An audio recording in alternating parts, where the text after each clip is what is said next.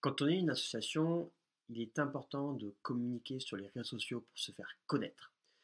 Par contre, on ne sait jamais trop quoi dire. Finalement, on manque pas mal d'inspiration. On a un problème de timing parce que des fois, on va publier 3, 4 fois dans la semaine, voire par jour. Et pendant un mois, il ne va rien se passer. Et du coup, vous allez manquer de visibilité. On va y passer un temps fou. Et en fait, derrière, on n'aura pas beaucoup de retombées. J'ai une solution que j'utilise pour me faire connaître avec Optimaso, mais aussi pour faire connaître les associations. C'est un plan éditorial. Vous allez en fait tout simplement utiliser un tableau qui va vous permettre de clarifier les choses, de vous faire gagner du temps, de pouvoir trouver des idées facilement et du coup de vous faire connaître. Je m'appelle Clément, je suis donc le créateur d'Optimaso. J'aide le monde associatif dans son développement et notamment dans le développement des ressources financières où je forme des éducateurs et des bénévoles à diversifier les ressources économiques de leur club. Sans plus attendre, je vous montre comment créer un tableau avec Trello.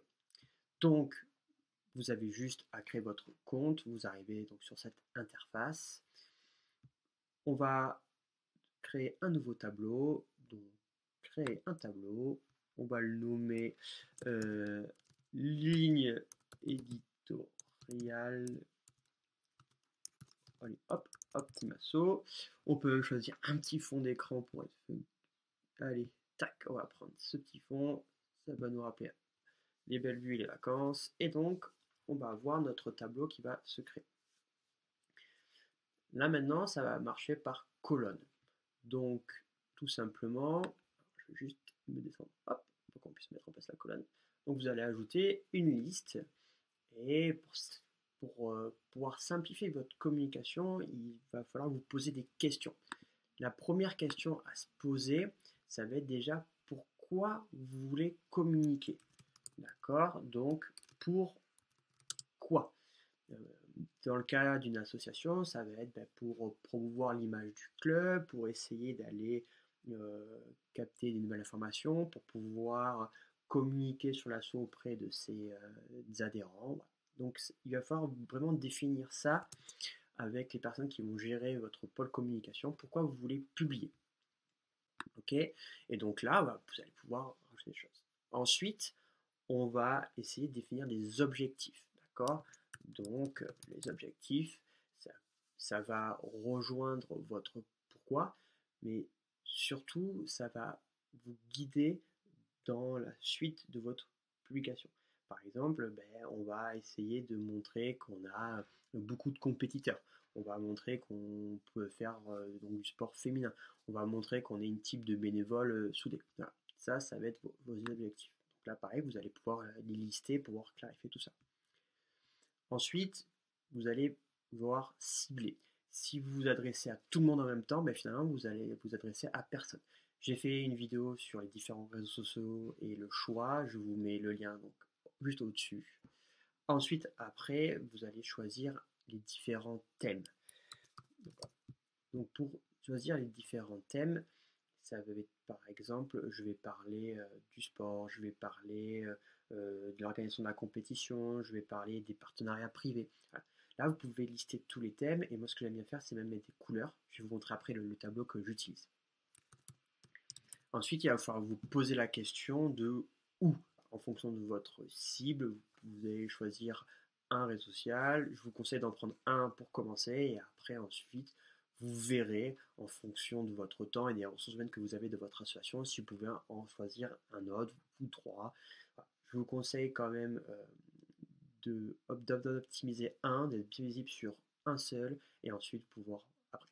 On va après définir le comment vous allez vous exprimer, qu'est-ce que vous allez utiliser comme ton, est-ce que ça va être plutôt de l'humour, plutôt des trucs vraiment formels, voilà, ça c'est vous qui allez décider en fonction de ce que vous voulez donner comme ton à votre publication. Après, vous allez pouvoir choisir qui c'est qui va publier. D'accord? Donc ça va être important pour savoir, surtout si vous êtes plusieurs bénévoles ou salariés à gérer ça, vous mettez le qui, comme ça chacun sait ce qu'il a à faire. Vous pouvez mettre aussi par couleur, comme ça c'est plus visible. Après, vous allez devoir définir le quand. Donc ça, c'est la fréquence de publication. Alors, il vaut mieux être régulier que publier beaucoup à la fois et ensuite ne rien faire. Les algorithmes des réseaux sociaux, voilà, préfèrent une régularité et vous mettra plus en avant si vous êtes régulier. Donc, par exemple, il vaut mieux publier une fois toutes les semaines que 4 fois par semaine et rien d'autre tout le reste du mois. Après, donc, vous allez aussi définir le style. Donc, est-ce que ça va être, par exemple, des vidéos, des photos, des interviews, des vidéos humoristiques, voilà, par exemple. On sait qu'il y a beaucoup de partage quand c'est des vidéos humoristiques, donc est-ce que je suis un club de judo, est-ce que dès que j'essaye de trouver des vidéos un peu sympas, un peu rigolotes, ou par exemple, c'est pas Maître Yoda qui fait une prise de judo à quelqu'un, voilà. C'est des choses qui peuvent attirer des partages et du coup générer un peu plus de visibilité. C'est vous qui allez devoir le décider. Bien sûr, il n'y a pas de style fixe. Peut-être que vous pouvez dire, ben, là, une fois par mois, on fait un truc humoristique. Une fois par mois, c'est plutôt une info du club. Une fois par mois, c'est une interview d'un de nos partenaires. Ça, c'est vous qui allez également le décider. Vous allez aussi tester, voir ce qui fonctionne ou ce qui ne fonctionne pas. Donc ensuite, vous pouvez mettre la charte graphique. En gros, c'est quoi? Va être vous allez reprendre vos couleurs, vous allez essayer d'uniformiser vos publications pour qu'elles se ressemblent et que du coup, dès qu'on va passer dans le fil d'actualité, on va vous reconnaître assez facilement et du coup s'arrêter plus facilement sur votre publication. Voilà. Si les messages sont très différents, du coup, donc ça peut être un peu plus compliqué pour les personnes qui vont vous suivre d'identifier tout de suite que c'est vous qui publiez. Voilà, essayez d'avoir donc une façon de faire assez uniformisée pour pouvoir avoir plus de visibilité. Donc voici votre tableau. Euh, Après, vous avez juste à le remplir. Donc pour le remplir, c'est assez simple. En gros, donc si je prends une cible, vous allez ajouter une carte, vous allez mettre par exemple, euh, on a un club de yoga et on va cibler un public féminin, ben vous mettez femme de 25 à 45 ans. Voilà, je dis ça au hasard. Ok. Et là, vous allez vous dire, ben, dès que j'ai une publication, je vais penser à cette personne-là et du coup, ma publication, je vais communiquer pour elle. Euh, Si on prend un exemple assez différent, ben, je ne vais pas m'exprimer pareil avec mes parents que si j'enseigne à un enfant de 9 ans ou si je parle à un professionnel de la discipline. Voilà. Et bien là, pour les réseaux sociaux, en fait, ça va être la même chose. Vous n'allez pas vous adresser de la même façon à une femme qui a par exemple 30 ans à un ado qui en a 17. Voilà. Même s'il va voir la publication, il sera beaucoup moins réceptif et même il va très vite la zapper parce que ça ne va pas lui correspondre, ça ne sera pas pour lui. Okay, il y a beaucoup d'infos, on appelle ça maintenant l'ère de l'info-obésité, c'est-à-dire qu'on on a constamment des notifications et du coup, notre cerveau va trier que ce qui pourrait nous intéresser, nous correspondre et donc c'est pour ça qu'il va falloir vraiment cibler comme un laser votre publication pour pouvoir toucher le plus de personnes que vous souhaitez. Ce que je vous propose maintenant, je vais vous montrer le tableau que j'utilise pour avec Optimaso. Donc nous on est deux, donc je fais équipe avec Suzy qui est la community manager d'Optimaso.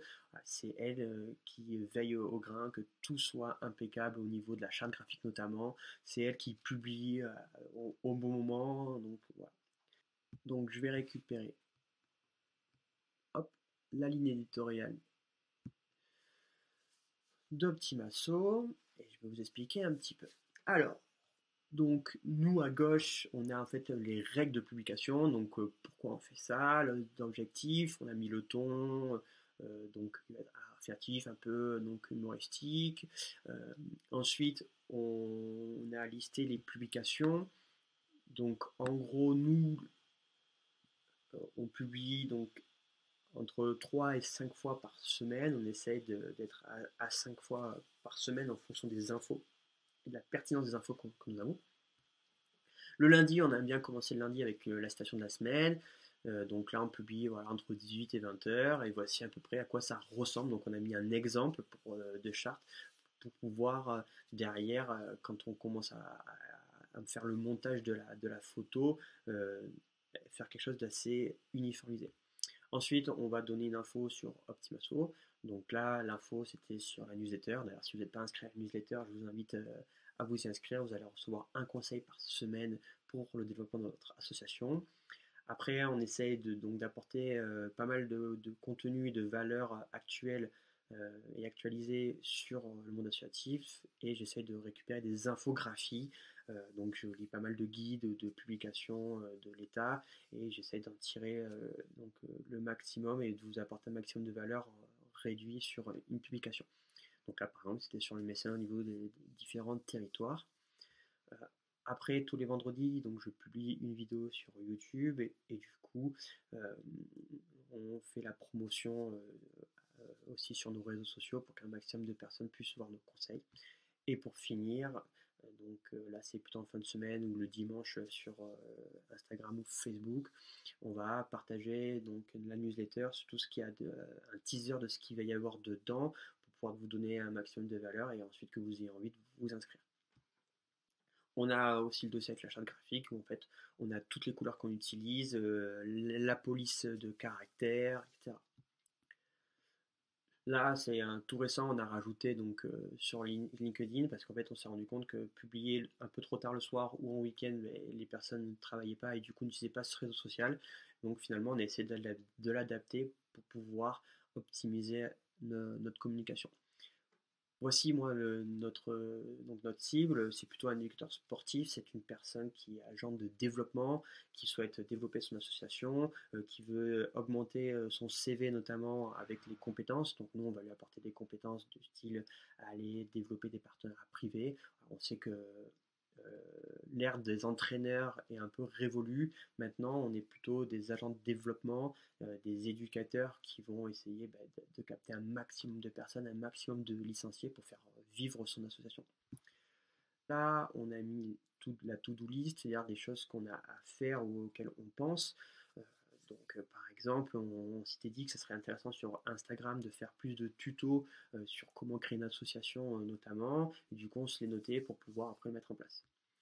Là, on liste toutes nos idées de publication. Donc, un des problématiques, c'est que des fois, on ne sait pas quoi publier. Ben là, dès qu'on a une petite idée, une inspiration, bien on vient le noter sur différents thèmes. Donc, par exemple, si je prends le management associatif, eh ben, on va avoir retrouvé, je peux parler du team building, de comment manager une équipe de bénévoles, être président, ça veut dire quoi, etc. Et là, on va noter les idées. Et du coup, quand on va devoir publier ou qu'on va devoir commencer à programmer nos publications, ben, j'ai plus qu'à aller piocher dans les idées et écrire donc ce qu'on veut dire. Ensuite, ça c'est la partie en fait finalement concrète, la plus importante. Une fois qu'on a fait tout ce travail-là, c'est derrière ça va nous guider pour publier. Donc là on le répartit par mois, donc là on est au mois de février, et en gros on va à chaque fois intégrer nos publications. Dire le lundi, donc par exemple on a publié une citation d'Albert Einstein, et donc là l'idée en fait c'est pouvoir suivre l'avancée. Donc dès qu'elle est faite, on le met en pièce jointe comme ça, on peut la récupérer et la publier. Et après, le plus important, c'est qu'on a une petite checklist, d'accord, où en gros, dès qu'on a fait quelque chose, on va pouvoir le checker. Et comme ça, chacun peut voir l'avancement. Dès que c'est en vert, ça veut dire que c'est fait, ok, et donc on a pu s'en occuper, qu'on a programmé, qu'on allait jusqu'à la programmation, la publication. Voilà, et ça, je le fais pour chaque poste. Donc on va voir qu'au fur et à mesure, il va y avoir certains trous où c'est pas encore fait parce qu'on n'a pas encore publié euh, l'info, on l'a pas corrigé. Voilà. Donc là, je sais qu'on a l'info, je sais que par exemple Suzy va retravailler un peu le design pour mettre le titre en plus gros pour que ça puisse se voir. Et l'idée, c'est de pouvoir sur, par exemple, tous les lundis du mois, passer 2 heures et faire toutes nos publications, comme ça on gagne du temps, et après on pourra les publier en temps voulu. Donc voilà comment nous, on utilise notre ligne éditoriale et ce tableau d'édition. Ça permet de nous faciliter la vie et du coup de gagner du temps. Ça permet aussi de travailler en collaboration parce qu'on peut partager ce tableau à toutes les personnes. J'espère que cette vidéo vous a aidé et va vous aider dans votre ligne éditoriale et pour pouvoir publier, être beaucoup plus visible sur les réseaux sociaux. Ça peut marcher aussi sur YouTube, ça peut marcher aussi sur une newsletter, ça peut marcher si vous avez un blog. Voilà. Ça, c'est des choses qui, en gros, vont vous aider à être des pense-bêtes et du coup à enlever un peu de charge mentale dans la gestion de votre association tout en étant le plus productif possible. N'hésitez pas à me poser toutes vos questions dans les commentaires, j'y réponds avec plaisir à chaque fois. Je vous souhaite une très bonne journée et à bientôt pour une nouvelle vidéo.